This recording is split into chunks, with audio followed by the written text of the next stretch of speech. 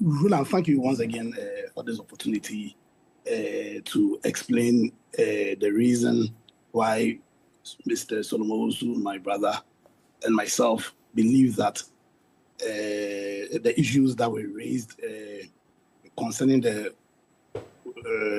Goldbod issues ought not to be left hanging, but it's in the interest of this democracy. It is in the interest of the principles that underpins this democracy that investigations are done. 2, 1, determine the veracity or not of the allegations, and if indeed they are true, then the terms of our constitution, the terms of our criminal laws ought to be enforced in the interest of our country. You're not even say, Missy, the issue of Alexander Kwamena Fenyo Markin and the extortionist allegation being leveled against him by Goldbod CEO Sami Jemfi is not dying too soon. The issue is not dying too soon. Yeah?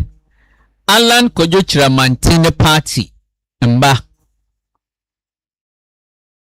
Lawyer Dankwa na Solomon Owusu, they have petitioned IGP and Office of the Special Prosecutor to look into the matter, to investigate, to ascertain the veracity. So you no there.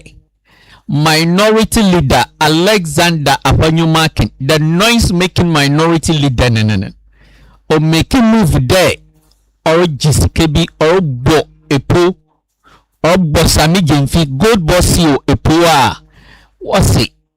IGP police paying Office of the Special Prosecutor 1 year to come for the Minsami ho Missy Fanciful say wara kofa ba tronwe wara kofa ba tronwe hey Fenyo Markin the Mansami onye wusisi o onye we kaide jumidari Kenya no konyen. We support any citizens who will make a move for this to be investigated, for us to get to the bottom of the issue and the bitter truth. We are in full support. I must say, MPP party Nankasa, they must be concerned to investigate. If they want Ghanaians to consider the MPP party and Dr. Alhaji Mahmoud Bawumia Pedo be the president, this issue must be a priority for Bawumia. It must be a priority for MPP party.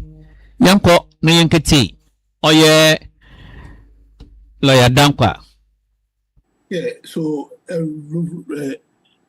Roland, thank you once again for this opportunity to explain the reason why Mr. Solomon, my brother, and myself believe that the issues that were raised concerning the Goldbod issues ought not to be left hanging, but it's in the interest of this democracy. It is in the interest of the principles that underpins this democracy that investigations are done. 2, 1, determine the veracity or not of the allegations, and if indeed they are true, then the terms of our constitution, the terms of our criminal laws ought to be enforced in the interest of our country. Now, let me give a background. You know, in 1992, the people of Ghana took upon themselves a constitution.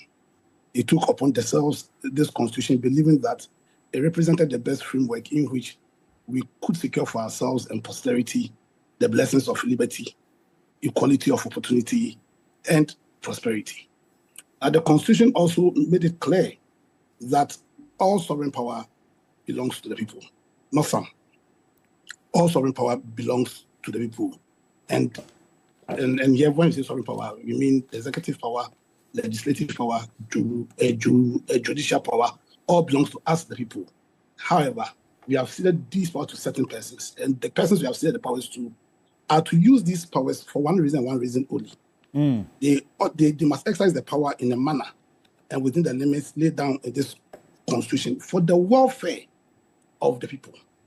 So to that end, and in my opinion, based on our checkered constitutional democratic history, the constitution itself then created institutions which, in the opinion of the constitution, ought to be the vanguard of the principles that would secure for us this constitutional democracy. One of the critical institutions was Shiraj.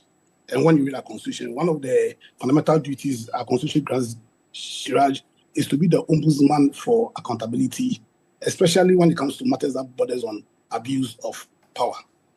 Now, our view has been that our constitution has woefully failed to deliver on this promise. The promise of the promises are earlier stated being was for the blessings of liberty, equality of opportunity, and prosperity. Our constitution has fundamentally failed to secure for us these ideals. And our view is that the reason why it's failed to secure for us these promises is because of the culture, the political culture in our country. In our view, our political culture is very parochial as against patriotic. We have a very negative constitutional culture because we failed to show fidelity to the values of our constitution. And for us, our view is that culture ought to stop, and we want to draw a line that going forward we ought to deliberately create a political culture, a political culture that will hold political leadership accountable, and to a constitutional culture that demands patriotism and that demands an unalloyed fidelity to the values and principles stated clearly in our constitution. To that end, we take the allegations that Honorable Sami Gyamfi made very, very seriously. One, because of the position he holds, because of his personal reputation, as in he's somebody that Solomon and myself respect a lot. So that when Sami Gyamfi speaks, we think that it ought not to be looked at as if it were a joke. You understand? Now, what essentially is Sami Gyamfi saying?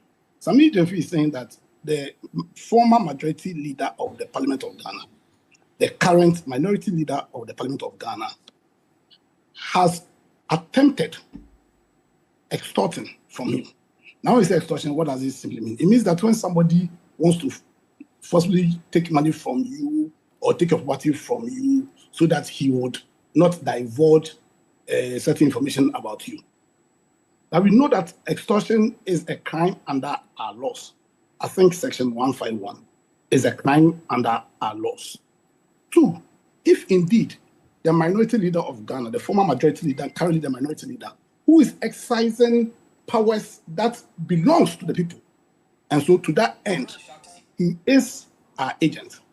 You understand? And our constitution makes it clear that he should use those powers within the limits of our constitution, but to what end? To the interest and welfare of the people. So if he's using those powers in a manner, you understand, that will inure to his private benefit,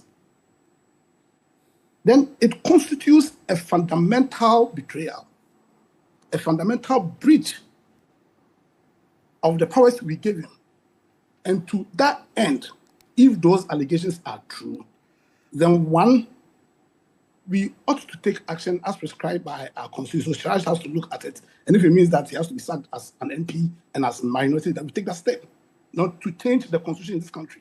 And 2, if it also constitutes a crime, then the criminal action must be taken against him, because also one of the fundamental principles that underpins our constitution is the principle of the rule of law.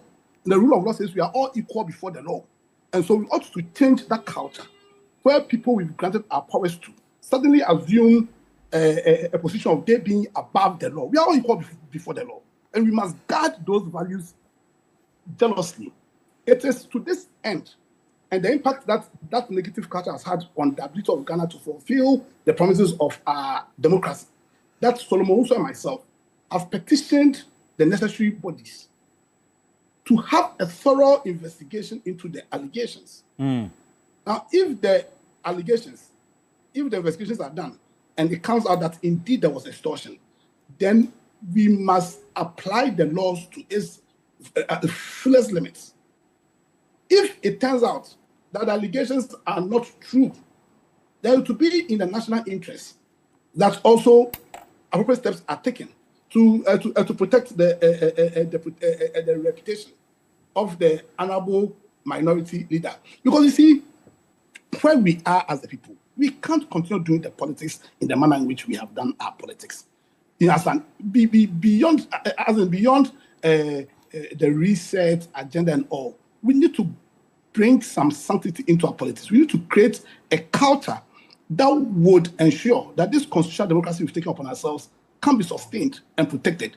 We need to have a constitutional culture that ensures that the values that we have copiously stated as being values that underpins our constitution are upheld. This business of a politician makes an allegation, someone makes an allegation, and then we reduce this to a talk show or to stop. Because ultimately, you and Solomon, so do you have to petition 5 institutions at the same time? The Attorney General, Shraj, the OSP, Speaker of Parliament, and even the CID, 5 at a time? Yes, because like I told you, see, so look at the petition from 2 angles. So there are 2 things we are looking for ultimately. One, the potential abuse of political power. The potential abuse of political power. And we believe that when it comes to investigation concerning the potential abuse of political power, then the proper institutions to deal with are Shiraj and Parliament itself. 2, the potential criminal allegation of crime. Because I told you Article 1, Section 151 of our criminal code. Unfortunately, you have one of the finest criminal lawyers in studio as we speak. See, people shouldn't be seeing that right now in CEO. Right, which is one of the finest criminal lawyers you can find in the country. He's in studio, and I'm sure he can explain why extortion, the fact that extortion is a crime under our laws. Because Honorable Sami Jemfi has alleged that it was called Honorable Markin, the former majority leader of the Parliament of Ghana, the current minority leader of the Parliament of Ghana, and it's very critical. It's very, very critical because you see people who have taken an oath want to be faithful to Ghana, which means that they're going to be faithful to the values, the ideals, the principles of Ghana. People who have taken an oath to defend, protect, preserve the laws of Ghana, you understand, cannot be seen to be the people breaching the law as if they are above the law.